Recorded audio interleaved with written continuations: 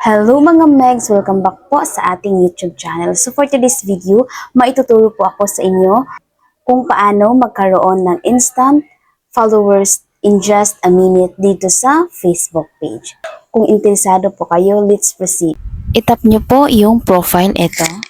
Tap edit. Scroll down. Dito sa bio, tap edit. Tap edit bio.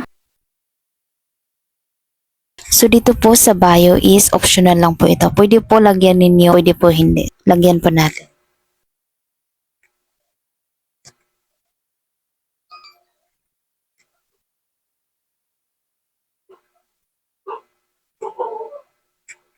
Tap save.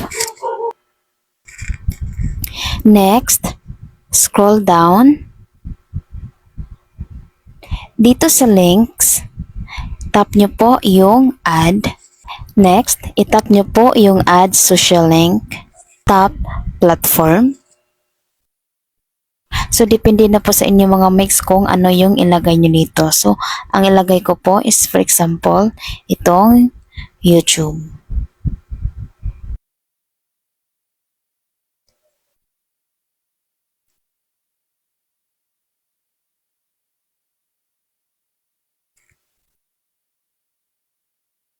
Tapos, itap nyo po yung YouTube.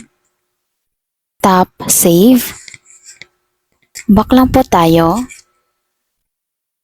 I-refresh nyo po ang inyong page. Scroll down lang po tayo.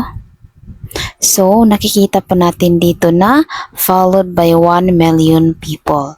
So, ganito lang po kasimple mga megs.